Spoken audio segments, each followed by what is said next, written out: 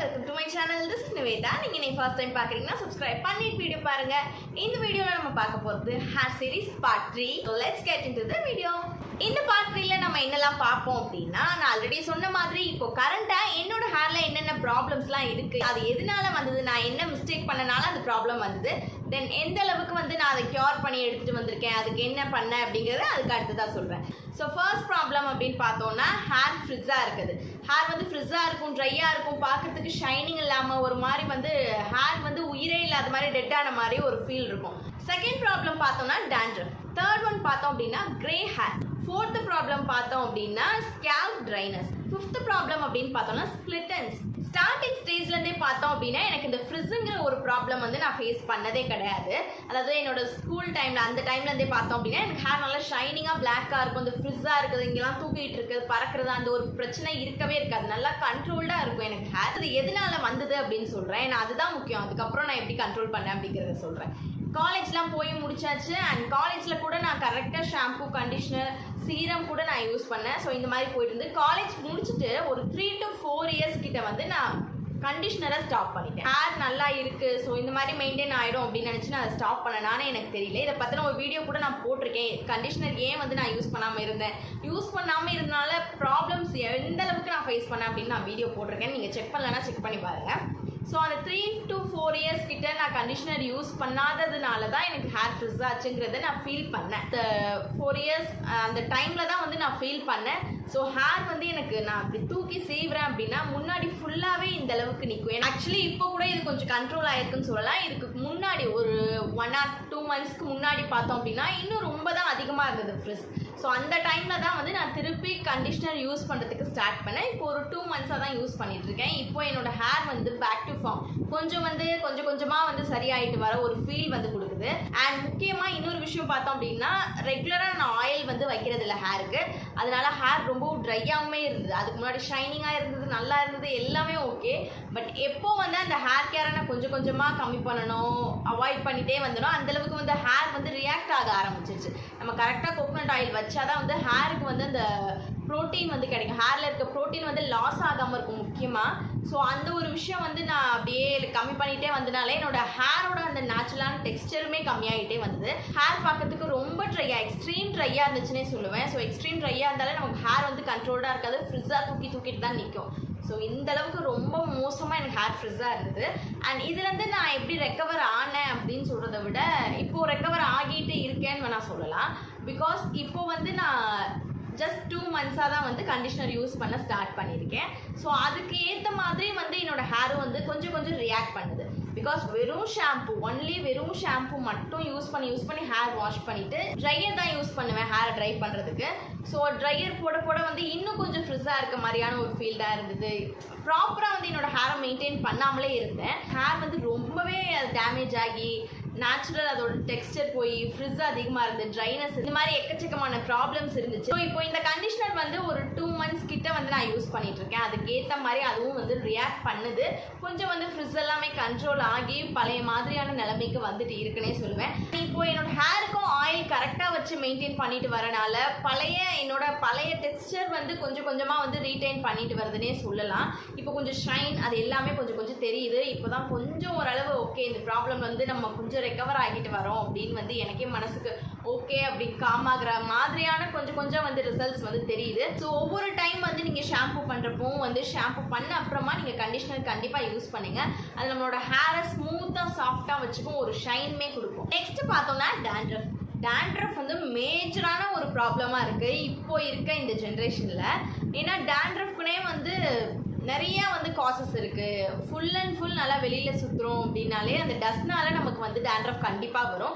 And நமக்கு scalp ட்ரையாக இருக்குது அப்படின்னாலுமே டேண்ட்ரஃப் வரும். ஸோ எனக்கு என்னோடய ஸ்கூல் டைமில் ஒரே ஒரு தடவை தான் டேண்ட்ரஃப் இருந்தது. அதுக்கப்புறம் இல்லாமல் நான் மெயின்டைன் பண்ணிட்டு வந்தேன். இப்போது வந்தனால நான் அதை எடுக்கிறதுக்கு ரொம்பவே கஷ்டப்பட்டேன். அதை எந்த அளவுக்கு நம்ம அந்த டேண்ட்ரஃப் க்ளீன் பண்ணணும், டேண்ட்ரஃப் வராமல் எப்படி பார்த்துக்கணும் அப்படிங்கிறதெல்லாம் இப்போ நிறையாவே கற்றுக்கிட்டேனே சொல்லணும்.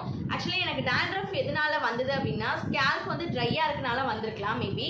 ஏன்னா ப்ராப்பராக ஹேருக்கு ஆயில் வைக்காதனால கண்டிப்பாக வந்திருக்கும். அண்ட் அது மட்டும் இல்லாமல் நான் என்ன ஒரு வேலை பண்ணேன் அப்படின்னா நம்ம ஹேர் வாஷ் பண்ண போகிறதுக்கு முன்னாடி அட்லீஸ்ட் ஒரு 20 மினிட்ஸ் ஆர் ½ அன் ஹவர் அது ஹேரில் ஆயில் வச்சுருக்கணும்.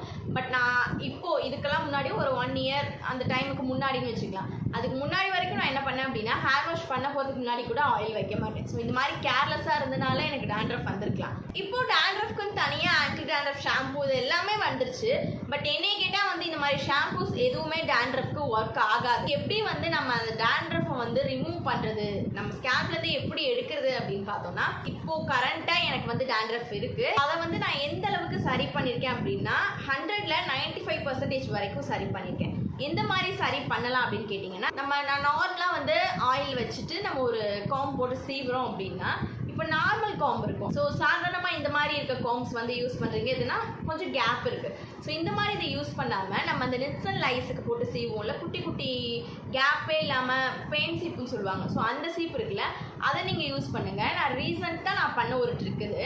நல்லா ஆயில் வச்சுட்டேன். ஆயில் வச்சுட்டு இதை நீங்கள் வந்து ட்ரையாக பண்ணாதீங்க. ட்ரையாக பண்ணால் வரவே வராது. எவ்வளோக்கு எவ்வளோ தலையில் ஆயில் இருக்கணுமோ அவ்வளோக்கு அவ்வளோ நிறைய ஆயில் வந்து வச்சுக்கோங்க. கோகனட் ஆயில் தான் வைக்கணும். ஸோ கோகனட் ஆயிலை ஃபுல்லாக அப்ளை பண்ணிவிட்டு அந்த பெயின் சீப்புன்னு சொன்னேன்ல, அதை வச்சு நீங்கள் என்ன பண்ணுறீங்க அப்படின்னா சென்டர் ஃபுல்லாகவே வந்து இந்த சென்டர் பார்ட்டிஷன் வந்து எடுத்துக்கோங்க. எடுத்துகிட்டு நல்லா ஸ்கேல்ப் வந்து அழுத்தி நான் செய்வேன். அதே மாதிரி ஸ்கேல்ப் வந்து அழுத்தி ஃபுல் லென்த் வரைக்குமே எடுத்துகிட்டு வந்துடுங்க. ஃபுல்லாக எடுத்தீங்க அப்படின்னா எடுத்துகிட்டு பார்த்தீங்கன்னா ஃபுல்லாக டேண்ட்ரஃப் இருக்கும், நிறையா இருக்கும். அது வர வர நீங்கள் எடுத்துக்கிட்டே இருங்க. சீப்லேருந்து நீங்கள் அதை க்ளீன் பண்ண ஒரு டிஷ்யூ ஆர் க்ளாத் வச்சு நீங்கள் க்ளீன் பண்ணிவிட்டு அகைன் நல்லா ஸ்கேல்பில் போட்டு ஃபுல்லாகவே பண்ணணும். சீப் வந்து இறங்கி நம்ம ஸ்கேல்ப்லேருந்து அந்த பேஸ்லேருந்து நல்லா எடுத்துகிட்டு வரணும். நல்லா அழுத்தி சீவி எடுத்தீங்க அப்படின்னா அந்த டேண்ட்ரஃப் வந்து முக்கால்வாசி வந்துடும். இது நீங்கள் 1 டைம் பண்ணலாம், 2 டைம் பண்ணலாம், 3 டைம் பண்ணலாம், உங்களுக்கு இருக்க டேண்ட்ரஃப் பொறுத்து. ஸோ அந்த மாதிரி சீவி எடுக்க வந்து சீப்பு ஃபுல்லாக ஒயிட் கலரில் வந்துடும். அது ஃபுல்லாகவே டேண்ட்ரஃப் தான். அந்த மாதிரி எடுத்துகிட்டு நீங்கள் ஹேர் வாஷ் பண்ணிக்கலாம். ஹேர் வாஷ் பண்ணுறது நல்லா ஸ்கேல்ப்பை க்ளீன் பண்ணிட்டு பண்ணுங்கள். ஆஃப்டர் ஹேர் வாஷ் வந்து ப்ராப்பராக ஃபஸ்ட்டு ஹேரை ட்ரை பண்ணுங்கள். நான் வந்து எனக்கு எப்போ டேண்ட்ரஃப் அதிகமாக இருக்குன்னு ஃபீல் பண்ணேன் அப்படின்னா, இந்த மாதிரி எடுக்கிறதுக்கு முன்னாடி ஒரு நாள் நான் ஆயில் வச்சுட்டு ஃபுல்லாக இந்த மாதிரி நார்மல் காம்பில் வந்து சீவுறப்போ பார்த்தா ஃபுல் அண்ட் ஃபுல் வந்து ஹேர் ஃபுல்லாகவே ஒயிட்டாக இருந்தது. நார்மலாக நம்ம அந்த ஷாம்பு ஆட்ஸில் பார்ப்போம்ல, இந்த இடத்துலலாம் ஒயிட்டாக இருக்கும்ல, அந்த மாதிரி வந்து ஹேர் வந்து நிறையவே ஒயிட்டாக இருந்தது. அதுக்கு தான் நான் ஃபீல் பண்ணவே ஆரம்பிச்சேன், இன்னும் இந்த அளவுக்கு இருக்குது அப்படின்ட்டு. ஃபஸ்ட் டைம் வந்து நான் எனக்கு இந்த மாதிரி சீப் வச்சு நம்ம எடுக்கணுங்கிறது எனக்கு தெரியல. அப்போது வந்து நான் ஹேர் வாஷ் பண்ணால் வந்துடும் அப்படின்னு நார்மலாக ஹேர் வாஷ் தான் பண்ணேன். பட் வரல. நெக்ஸ்ட் டைமும் அதே மாதிரி இருந்தது. அதுக்கப்புறம் தான் பெயின் சீப் இருக்கும்ல, ஸோ அந்த ட்ரிக் வந்து யூஸ் பண்ணேன். அதை யூஸ் பண்ணி எடுத்தோம் அப்படின்னாவே நமக்கு முக்கால்வாசி வந்துடும். இந்த மாதிரி மெத்தட் நான் யூஸ் பண்ணி முக்கால்வாசி டேண்ட்ரஃப் வந்து எடுத்தேன். அடுத்து என்னன்னு பார்த்தோம்னா ஸ்கேல்போட ட்ரைனஸ். இந்த ஸ்கேல்ப் ட்ரைனஸ் வந்து முக்கியமாக எதனால வரும் அப்படின்னு பார்த்தோம்னா, நம்ம ப்ராப்பராக வந்து அதை மாய்ஸ்சர் பண்ணாமல் அதுக்கு ஹைட்ரேஷன் கொடுக்காம வச்சுருந்தோம்னா நல்லா ட்ரை ஆகும், நல்லா அடிவாகும். ஏன்னா வந்து என்னோட ஸ்கேல்ப் வந்து நேச்சுரலாக எப்படி இருக்கும் அப்படின்னு பார்த்தோம்னா, எனக்கு வந்து ஆயிலி ஸ்கேல்ப்னு சொல்லியிருக்கேன். நேச்சுரலாக எனக்கு அந்த ஆயில் செக்ரேஷன் வந்துடும். அப்படி இருந்த இந்த ஸ்கேல்ப்பை நான் எப்படி இந்த அளவுக்கு ட்ரையாக மாற்றிட்டேன் அப்படின்னு பார்த்தோம்னா, அதுக்கு நான் பண்ண ஒரே தப்பு ஆயில் ப்ராப்பராக வைக்காதது. ஆயில் சுத்தமாகவே வைக்காமல் விட்டுட்டேன். இடையில ஒரு 2-3 இயர்ஸ் இருக்குன்னே வச்சுக்கலாம். எப்பயாவது வைக்கிறது, வைக்காமல் இருக்கிறது, வைக்காமலே வந்து ஹேர் வாஷ் பண்ணுறது, இந்த மாதிரி நிறைய விஷயம் பண்ணிட்டேன். ஹேர் வந்து எப்படின்னா நம்மளோட ஸ்கின் மாதிரியே தான், லிட்ரலி அதுதான். நம்ம இப்போ என்னோட ஃபேஸ்க்கு நான் மாய்ஸ்சரைசர் யூஸ் பண்ணாமல் இருக்கேன் அப்படின்னா ஈஸியாக வந்து ட்ரை ஆயிடும். அதே மாதிரி தான் நம்மளோட ஹேரோட அந்த ஸ்கேல்ப்புமே. இந்த ட்ரைனஸ்னால வந்து அந்த இச்சிங் எல்லாமே இருக்கும். சும்மா வந்து எனக்கு அந்த ஸ்கேல்ப் அரைச்சிக்கிட்டே இருக்கு, நான் சொரிஞ்சிக்கிட்டே இருக்கேன். தலையில் வந்து நமக்கு அந்த லைஸ் எதுவுமே இருக்காது, டேண்ட்ரஃப் இருக்காது. நீங்கள் சும்மா வந்து அந்த இச்சினஸ் இருந்துக்கிட்டே இருக்குது அப்படின்னா அதுக்கு ட்ரைனஸ் வந்து மேஜர் ரீசன். நான் இந்த ட்ரைனஸ் வந்து இப்போ எந்த அளவுக்கு வந்து கொஞ்சம் சரி பண்ணி எடுத்துகிட்டு வந்திருக்கேன் அப்படின்னா, ஆயில் வந்து ரெகுலராக வைக்க வந்து நமக்கு அந்த ஹைட்ரேஷன் கிடைக்கும். ஸோ அந்த ஹைட்ரேஷன் கிடைக்க வந்து அந்த ட்ரைனஸ் கொஞ்சம் கொஞ்சமாக கம்மியாகிக்கிட்டே வரும். இப்போது வந்து வீக்லி வந்து ஒரு 3 டைம் அது நான் ஹேருக்கு ப்ராப்பராக ஆயில் வச்சுருவேன். இப்போலாம் ஹேர் வாஷ் பண்ண போகிறேன்னா அதுக்கு முன்னாடியே நான் ஆயில் வச்சுருவேன், முத நாளே வச்சிடுறேன். ஓவர் நைட் இருந்தால் ஒன்றும் தப்பு கிடையாது. ஒவ்வொரு ஹேர் டைப் பொறுத்தோ என்னமோ தெரியல, என்னோட ஹேருக்கு வந்து ஓவர் நைட் வச்சாலே இந்த ஒரு பிரச்சனையும் கிடையாது. இந்த ட்ரைனஸை நீங்கள் வந்து சரி பண்ணணும் அப்படின்னா ப்ராப்பராக ஃபஸ்ட்டு ஹேருக்கு ஆயில் வச்சு நீங்கள் நல்லா மசாஜ் கூட கொடுத்துட்டு நீங்கள் கரெக்டாக அதை ஃபாலோ பண்ணிட்டு வந்தீங்க அப்படின்னா ட்ரைனஸ்லாம் போயிடும். அடுத்து இருக்க ஒரு பிரச்சனை என்னன்னு பார்த்தோம்னா கிரே ஹேர். கிரே ஹேர் வந்து எனக்கு எப்போ வர ஸ்டார்ட் ஆச்சு அப்படின்னா, ஒரு 1.5-2 இயர்ஸ் எனக்கு ஒரே ஒரு ஹேர் வந்து ஸ்டார்ட் ஆச்சு. இப்போ இருக்க ஜென்ரேஷனில் வந்து ஏர்லி 20ஸ்க்கே வருது. அந்த 18 ஏஜில் இருக்கவங்க 20ஸ்ல இருக்கவங்களுக்கே வந்து கிரே ஹேர் வருது. இப்போ இந்த கிரே ஹேர் வர்றதுக்கு என்னென்ன ரீசன்ஸ் அப்படின்னு பார்த்தோம்னா, நமக்கு ஜிங்க் டெஃபிஷியன்சி இருந்தால் வரும். அண்ட் வந்து சன்னில் வந்து நம்ம எக்ஸ்போஸ் பண்ணக்கூடாது. முக்கியமாக வண்டியில் போகிறோம் அப்படின்னா முக்கியமாக நம்மளோட ஹேர் வந்து டேமேஜ் ஆகும். நம்ம ஸ்கின்னை ப்ரொடெக்ட் பண்ணுற மாதிரி ஹேரையும் ப்ரொடெக்ட் பண்ணணும். எந்த அளவுக்கு நான் அதை கேர் பண்ணாமல் விட்டுட்டேன் அப்படின்னு எனக்கு யோசிச்சா எனக்கே மேலே கோவமாக வருது. அந்தளவுக்கு இருக்குது. ஏன்னா ஸ்கின் முக்கியம். ஸ்கின் கேர் பண்ணுற மாதிரி வந்து நம்ம ஹேரை வந்து நான் கேர் பண்ணிக்காமல் விட்டுட்டேன். ஸோ வண்டியில் போகிறப்ப என்ன பண்ணுவேன் அப்படின்னா ஃப்ரீ ஹேர் விட்டுட்டு ஜாலியாக அப்படியே பறக்க விட்டுட்டு அப்படிலாம் தெரிஞ்சதுனால ஹேர் வந்து ஹெவியாக டேமேஜ் ஆகிடுச்சு. நம்ம இந்த மாதிரி பைக்கில் போகிறப்போ நான் என்ன பண்ணுவேன் அப்படின்னா சன்னோட அந்த ரேஸ் வந்து நமக்கு படக்கூடாது, ஸோ ஸ்கின்ல படக்கூடாது அப்படிங்கிறதுக்காக இப்படி குனிஞ்சிப்பேன். ஸோ இப்படியே பண்ணிகிட்டே போனேன் அப்படின்னா நல்லா வந்து அந்த ரேஸ் ஃபுல்லாகவே என்னோட ஸ்கேல்பில் இறங்கிடும், என்னோட ஹேர் ஃபுல்லாக இறங்கிடும். அப்படி பட்டுச்சு அப்படின்னாலுமே கிரே ஹேர் வரும். நான் இந்த வேலை வந்து நிறையா பார்த்துருக்கேன். எனக்கு இந்த கிரே ஹேர்லாம் வரும்போது தான் வந்து தெரியவே ஆரம்பிச்சுது. ஸோ நம்ம ஈஸியாக வந்து ஓகே முடிப்பட்டால் பரவாயில்ல அப்படின்ட்டு இந்த லென்த்தெல்லாம் கூட நான் அப்படி கைக்கிட்டலாம் அப்படி எடுத்து விட்டுப்பேன். ஏன்னா வந்து கவர் ஆகும், கையெல்லாம் வந்து கருத்து போகாது, டேன் ஆகாது, கவர் ஆகிரும்னு சொல்லிட்டு நிறையா வேலை பார்த்துருக்கேன். பட் அதோட கஷ்டம்லாம் இப்போ எனக்கு ஹெவியாக வந்து என்னை அஃபெக்ட் பண்ணுது. சீரியஸ்லி நம்ம அந்த மாதிரி சன்னில் வந்து நம்மளோட ஸ்கேல்ப்பையோ நம்மளோட ஃபுல் ஹேரையோ வந்து எக்ஸ்போஸ் பண்ணக்கூடாது. சன் டேமேஜ் வந்து நமக்கு ஹேருக்குமே இருக்கும். இந்த மாதிரி பண்ணனாலையா இல்லை எதுவும் விட்டமின் டெஃபிஷியன்சி இல்லை ஜிங்க் எதுவும் கம்மியாக இருக்கா எதுன்ட்டு வந்து எனக்கு தெரியல. பட் கிரே ஹேர் வந்து வரதுக்கு ஸ்டார்ட் ஆயிடுச்சு. ஒரு கிரே ஹேர் இருந்தது. அண்ட் அதுக்கப்புறம் கொஞ்ச நாள் கழிச்சு பார்த்தோம் அப்படின்னா ஒரு 3 ஆச்சு. நான் அதை ப்ளக் பண்ணலை, எதுவுமே பண்ணலை. அது அப்படியே வந்து ஸ்ப்ரெட் ஆக ஆரம்பிச்சிது. ஒன்று வந்து பக்கத்துலேயே இன்னொன்று அப்படியே கொஞ்சமாக ஸ்ப்ரெட் ஆச்சு. இப்போ பார்த்தோம் அப்படின்னா வந்து எனக்கு இந்த சைடில் ஒரு 10-12 ஹேர் கிட்ட இருக்கும். அண்ட் சென்டரில் கொஞ்சம், இந்த சைடில் அதே மாதிரி. ஸோ இந்த அளவுக்கு வந்து ஸ்ப்ரெட் ஆயிடுச்சு. நான் பண்ண ஒரு மிஸ்டேக் என்ன அப்படின்னா கொஞ்சம் ஃப்ரண்ட்டில் வரும்போது நான் என்ன பண்ணேன் அப்படின்னா ஃப்ரண்ட்டில் இந்த மாதிரி நான் சைட் பார்ட்டிஷன் எடுத்து போடும்போது அசிங்கமாக இருக்குது அப்படிங்கிறதுக்காக ஹேரை ஒட்டி கட் பண்ணிட்டேன். ஸோ அங்கேயே வந்து இப்போ ஒரு 4-5 ஹேர்ஸ் கிட்ட இருக்குது. ப்ளக் பண்ணாதான் ஸ்ப்ரெட் ஆகும் கிடையாது, இந்த மாதிரி கட் பண்ணாலுமே ஸ்ப்ரெட் ஆகுங்கிறது எனக்கு லேட்டாக தான் வந்து ஆக்சுவலி புரிஞ்சுது. எப்போ வந்து நான் இந்த கிரே ஹேரை நோட்டீஸ் பண்ணேன் அப்படின்னா அந்த 1-2 ஹேர் இருக்கப்பே வந்து ஓகே நான் பார்த்துட்டேன். பட் வந்து அப்போ கேர் எடுக்கல. ஆனால் அப்போது கேர் எடுத்திருந்தேன் அப்படின்னா இப்போ இந்த அளவுக்கு வந்து சஃபர் ஆகிருக்க வேண்டிய வேலை கிடையாது. கண்டிப்பாக வந்து க்யூர் ஆகிருக்கும், சரி பண்ணியிருந்திருப்பேன். பட் நான் அப்போ என்ன நினச்சேன் அப்படின்னா ஓகே சரியாயிரும், அதுவாக தானே வந்துச்சு, எதனால வந்துச்சுன்னு கூட எனக்கு தெரியல. அதுவாக வந்தது, ஓகே அதுவாக சரியாயிரும் அப்படின்னு விட்டுட்டு இருந்தது அப்போ பெரிய பிரச்சனை. அண்ட் வந்து நான் ஹேரையுமே கட் பண்ணியிருக்க கூடாது. கட் பண்ண ஸ்ப்ரெட் ஆகும். சில பேர் சொல்லுவாங்க நம்ம பிடுங்கிட்டோம் அப்படின்னா வந்து அடுத்தடுத்து பரவிடும் அப்படிங்குவாங்க. ஆனால் அது உண்மைதான். நம்ம பிடுங்குறோம் அப்படின்னா உள்ள அந்த ஹேர் ஃபாலிக்கிள் வந்து இன்ஃபெக்ஷன் ஆகி அந்த மாதிரி உள்ளேயே பரவுமே தவிர வெளியில் வந்து ஸ்ப்ரெட் ஆகாதுன்னு நான் நினச்சிட்டு இருந்தேன். பட் வெளியில் கட் பண்ணாலுமே வந்து பரவ ஆரம்பிக்குது. இப்போது கிரே ஹேருக்கு வந்து நான் என்ன மாதிரியான ட்ரீட்மெண்ட் எடுக்கிறேன் அப்படின்னா ட்ரீட்மெண்ட்டுன்னு பெருசாக எதுவுமே எடுக்கல. இந்த டாக்டர்ஸ் கிட்ட யார்கிட்டையும் எதுவுமே போகல. பட் ஸ்டில் எனக்கு அந்த கிரே ஹேர் வந்து சரியாக ஆகலை, கண்ட்ரோல் ஆகலைன்னு தான் சொல்லுவேன். என்ன மாதிரி வந்து ட்ரீட்மெண்ட் எடுக்கணும் அப்படின்னா உண்மையை சொல்லலாம் எனக்கு தெரியலன்னு தான் சொல்லுவேன். நான் வீடியோஸ் பார்த்த வரைக்குமே வந்து கிரே ஹேர் வந்து நம்ம ரிவர்ஸ் பண்ண முடியாது அப்படின்னு சில டாக்டர்ஸ் வந்து சொல்கிறாங்க. சில ஹேர் ஆயில் சில ப்ராடக்ட்ஸ் வந்து கிரே ஹேர் வந்து ரிவர்ஸ் பண்ணும் அப்படின்னு சொல்லியிருக்காங்க. ஸோ இந்த மாதிரி ஒரு கன்ஃபியூஷன்ஸ்லேயே வந்து இருக்க மாதிரி இருக்குது. நான் வந்து ஒரு சித்தா டாக்டரோட வீடியோ ஒன்று பார்த்தேன். ஸோ அவங்க சொன்ன மாதிரியான ஒரு ஹோம்மேட் லைக் ஏதோ ஒரு ஆயில் மாதிரி வந்து ஒன்று நம்மளாம் வந்து ரெடி பண்ணி யூஸ் பண்ணலாம் அப்படின்னு ட்ரை பண்ணி பார்த்தேன். But no result. Grey hair reverse ஆகுமா ஆகாதாங்கிறது எனக்கு தெரியல. நீங்கள் யாராவது வந்து ரிவர்ஸ் பண்ணியிருந்தீங்க அப்படின்னா எனக்கு ப்ளீஸ் கமெண்ட்டில் சொல்லுங்கள். பிகாஸ் எனக்கு ரொம்பவே ஹெல்ப்ஃபுல்லாக இருக்கும். இந்த கிரே ஹேர் மட்டும் நான் இன்ன வரைக்கும் சரி பண்ணாத ஒரு பிரச்சனையாக இருக்குது. But I am working for திஸ்ன்னு கண்டிப்பாக சொல்லுவேன். ஏன்னா வந்து கொஞ்சம் இதுக்கான ப்ராசஸ் வந்து போயிட்டு இருக்குது. ஃபுல்லாக வந்து நான் சரி பண்ணிட்டேன், நான் யூஸ் பண்ணுற ப்ராடக்ட் வந்து ஃபுல்லாக ஒர்க் ஆச்சு அப்படின்னா கண்டிப்பாக நான் ரிவீல் பண்ணுவேன். கண்டிப்பாக அது என்ன ப்ராடக்ட் என்ன ஏதுன்னு ரிவீல் பண்ணுவேன். பட் இன்னும் ஒர்க் ஆகலையே, ஒர்க் ஆச்சுன்னா பார்க்கலாம். ஃபைனலான ப்ராப்ளம் என்னன்னு பார்த்தோம்னா ஸ்ப்ளிட்டன்ஸ் வந்து சத்தியமாக சொல்கிறேன் நான் ஃபேஸ் பண்ணதே இல்லை. ஸ்ப்ளிட்டன்ஸ் வந்ததே இல்லை. இப்போது ரீசெண்டாக வந்து போன மந்த் கூட கிடையாது, இந்த மந்த் ஸ்டார்டிங்கில் ஹேர் வாஷ் பண்ணிவிட்டு என்னோடய ஹேர் வந்து நார்மலாக நம்ம பார்க்குற மாதிரி நான் பார்க்குறேன். எனக்கு வந்து ஸ்ப்ளிட்டன்ஸ் வந்திருந்தது. எனக்கு ரொம்ப ஸ்ட்ரெஸ்ஃபுல் ஆகிடுச்சு உண்மையை சொல்லணும் அப்படின்னா. ஏன்னா எனக்கு எல்லா ப்ராப்ளமும் ஒரே டைமில் இருக்க மாதிரி ரொம்ப ஒரு மாதிரி டிப்ரெஸ்ட் ஆகிட்டேன் உண்மையாகவே.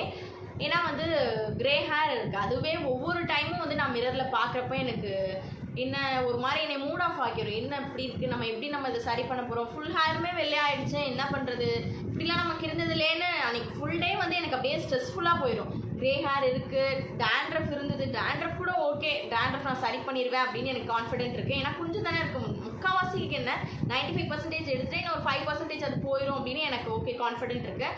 இன்னும் இருக்க பிரச்சனை எல்லாமே நான் சரி பண்ணி எடுத்துகிட்டு வந்துடுவேன். இந்த ஸ்ப்ளிட்டன்ஸையும் ப்ளஸ் வந்து இந்த கிரே ஹேரையும் பார்த்து நான் ரொம்பவே நொந்துட்டேன்னு தான் சொல்லுவேன். ஸ்ப்ளிட் எண்ட்ஸ் வந்து நான் இந்த மாதிரி சரி பண்ணேன் அப்படின்னா அது ஒன்றும் பெரிய விஷயம் கிடையாதுன்னு அதுக்கப்புறம் தான் நான் எனக்கு தைரியப்படுத்திக்கிட்டேன். ஏன்னா வந்து நான் ஸ்ப்ளிட் எண்ட்ஸை பார்த்தோன்னே நான் நினச்ச ஒரு விஷயம், பார்லர் போய் ஹேர் கட் பண்ணிக்கலாம், கீழே ஒரு ட்ரிம் மாதிரி பண்ணிட்டா வந்து ஸ்ப்ளிட் எண்ட்ஸ் ஃபுல்லாக போயிடும் அப்படின்னு நான் நினச்சேன். பட் அவங்கக்கிட்ட நம்ம ஸ்ப்ளிட் எண்ட்ஸ் இருக்குது அப்படின்னு சொல்லி அதை மட்டும் பார்த்து பண்ணுங்க அப்படின்னு வந்து நம்ம சொல்லி பண்ணுறதுக்கு நம்மளே பண்ணிடலான்னு எனக்கு தோணுச்சு.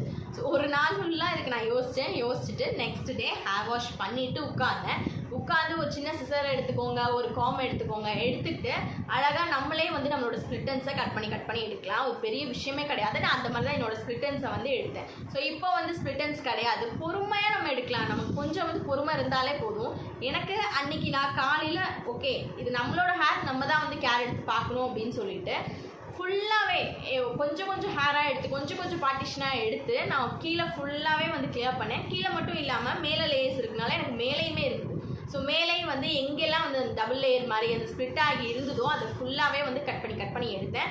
இப்போ வந்து ஸ்ப்ளிட் எண்ட்ஸ் இல்லை. இந்த மாதிரி தான் என்னோட ஸ்ப்ளிட் எண்ட்ஸை வந்து நான் ரிமூவ் பண்ணேன். என்னோட ஹேரில் இந்த அளவுக்கு ப்ராப்ளம்ஸ் இருக்குது. ஸோ நான் வந்து இதை சரி பண்ணது கொஞ்சம் இருந்தாலும் இன்னும் சரி பண்ணாததும் இருக்குது. இந்த சரி பண்ணாத விஷயத்துக்கெல்லாம் still I am working for my ரிசல்ட்ஸ்ன்னு சொல்லுவேன். ஏன்னா வந்து எனக்கு இதை மாற்றணும், இது வந்து இருக்கக்கூடாது அப்படிங்கிறதுக்காக நான் அதுக்காக ஒர்க் பண்ணிகிட்டு இருக்கேன். ஸோ மாறிடுச்சு அப்படின்னா ஐம் ஹாப்பி அப்படின்னே சொல்லுவேன். அதுக்காக ஒர்க் பண்ணிட்டுருக்கேன், பார்க்கலாம் ரிசல்ட்ஸ் எப்படி இருக்குது அப்படின்னு. அண்ட் ஹேர் கேருங்கிறது ரொம்ப முக்கியமான ஒரு விஷயம். இந்த சீரீஸில் எண்டில் வந்து நான் சொல்கிற ஒரு விஷயம் அதுதான். நம்ம ஹேர் வந்து நல்லா இருக்குது, டெக்ஸ்டர் நல்லா இருக்குது, நம்ம வெறும் கெமிக்கல் ட்ரீட்மெண்ட்ஸாக எடுத்துக்கிறோம், ஹேர் பார்க்குறதுக்கு நல்லா இருக்குது அப்படின்னு மட்டும் வச்சுக்காமல் அதை வந்து நேச்சுரலாகவே ஒரு நல்ல ஒரு கண்டிஷனில் வச்சுக்கணும்னு மட்டும் நினச்சா போதும். நான் நிறையா வந்து ஹேர் டேமேஜஸ் அது நிறைய பார்த்துட்டேன். ஸோ இப்போ அதை சரி பண்ணுறது அப்படிங்கிறதும் அதை நம்ம தான் பண்ணணும். ஏன்னா டேமேஜஸ்க்கு நம்ம தான் ரீசன். ஸோ அதை சரி பண்ணி கொண்டுட்டு வர்றதும் நம்ம கையில் தான் இருக்குது. ஸோ கரெக்டாக வந்து கேர் எடுத்து பார்த்துக்கணும். கரெக்டாக ஃபஸ்ட்டு ஆயில் வைங்க. ஆயில் வைக்காமல் இருந்தது நிறையா ட்ரைனஸ் அண்ட் ஸ்ப்ளிட் எண்ட்ஸ் எல்லாத்துக்குமே ரீசனாக இருக்கும். ஹேர் ப்ரௌனாக மாறுது, இந்த மாதிரி எல்லா விஷயத்துக்குமே அதுதான் ஃபஸ்ட்டு ரீசனாக இருக்கும். ஸோ ஹேருக்கு ப்ராப்பராக வந்து நீங்கள் ஆயில் வச்சு கரெக்டாக மெயின்டைன் பண்ணுங்கள். ஹேர் வாஷ் பண்ணுறப்போ ஷாம்பு போட்டு கண்டிஷனர் போட்டு அதையும் கரெக்டாக வந்து மெயின்டைன் பண்ணுங்கள். அண்ட் ஹேருக்கு காம் யூஸ் பண்ணுறது இந்த மாதிரி வந்து காம் யூஸ் பண்ணுங்கள், இல்லை உட்டன் காம்ஸ் வந்து யூஸ் பண்ணுங்கள். பிளாஸ்டிக் காம்ஸ் யூஸ் பண்ணுறீங்க அப்படின்னா அது வந்து ஹேரை வந்து இன்னும் டேமேஜ் பண்ணும். ஸோ அந்த மாதிரி வந்து பண்ணாதீங்க. ஹேர் வந்து எப்படி வந்து சிக்கு எடுக்கணும் அது எல்லாமே வந்து ப்ராப்பராக பண்ணுங்கள். ஹேர் வந்து ஈரமாக இருக்கும் போதே சிக்கு முதல்ல எடுக்கக்கூடாது. ஹேரை வந்து ட்ரை பண்ணிவிட்டு அதுக்கப்புறம் வந்து சிக்கு எடுக்கலாம். சிக்கு எடுக்கும்போது வந்து கீழேருந்து எடுக்கணும், மேலேருந்து எப்போதுமே எடுக்காதீங்க. ஸோ கீழேருந்து எடுத்தீங்க அப்படின்னா தான் வந்து கீழே அப்படியே கரெக்டாக நம்ம எடுத்துகிட்டு வர முடியும். மேலே இருக்க சிக்கோடு நீங்கள் அப்படியே பிடிச்சி இழுத்தீங்கன்னா ஃபுல் ஹேரும் டேமேஜ் ஆயிரும். நீங்கள் பைக்கில் போகிறீங்க அப்படின்னா ஹேரை ஃபஸ்ட்டு ஃபுல்லாக கவர் பண்ணுங்கள். ஃபேஸை கவர் பண்ணுறது எவ்வளோ முக்கியமோ அந்தளவுக்கு ஹேரையும் கவர் பண்ணிட்டு போகணும். ஹேருக்கு இன்னொரு ஒரு விஷயம் நம்ம கொடுக்குறது அப்படின்னா இன்டேக் எடுத்துக்கிற வாட்டர். ஸோ நான் ஆக்சுவலி வந்து பெருசாக வந்து தண்ணி குடிக்காத ஒரு ஆள். ஒரு நாளைக்கு 3 லிட்டர்ஸ் தண்ணி நான் குடிக்கவே மாட்டேன். பட் இப்போ வந்து 2.5 லிட்டர்ஸ் கிட்ட வந்து நான் குடிக்கிறேன். ஸோ அது எல்லாத்துக்குமே ஹெல்ப் பண்ணும். நம்ம ஸ்கின், நம்ம ஹேர் எல்லாத்துக்குமே ரொம்ப யூஸ்ஃபுல்லாக இருக்கும். ஸோ வாட்டர் வந்து இன்டேக் எடுத்துக்கோங்க. 3 லிட்டர் குடிக்க முடியல அப்படின்னாலும் 2 லிட்டர் ஓகே, நம்மளால எவ்வளோ முடியுமோ அவ்வளோ குடிச்சா போதும். பட் ஒரு நாளைக்கு அட்லீஸ்ட் 2.5 லிட்டர் குடிங்க. ஸோ இது எல்லாமே வந்து நான் ஃபாலோ பண்ணுற ஒரு விஷயம். ரீசெண்டாக நான் ஃபேஸ் பண்ணி ரெக்கவர் ஆன விஷயங்கள் எல்லாத்தையுமே நான் ஷேர் பண்ணியிருக்கேன். ஹோப் இந்த ஹேர் சீரீஸ் உங்களுக்கு பிடிச்சிருக்கும் அப்படின்னு நம்புகிறேன். இந்த வீடியோ பிடிச்சிருந்தா கண்டிப்பாக எனக்கு சப்போர்ட் பண்ணுங்கள். இதே மாதிரி இன்னும் நிறைய வீடியோஸ் வந்து நம்ம சேனலில் வரும். ஸோ இந்த வீடியோ இதோட கம்ப்ளீட் பண்ண போகிறேன். இந்த வீடியோ பிடிச்சிருந்தா மறக்காம என்னோட சேனலை சப்ஸ்கிரைப் பண்ணிவிட்டு உங்கள் ஃப்ரெண்ட்ஸ் அண்ட் ஃபேமிலிஸ்க்கு ஷேர் பண்ணுங்கள். இதே மாதிரி இன்னொரு வீடியோவில் மீட் பண்ணலாம். பாய்.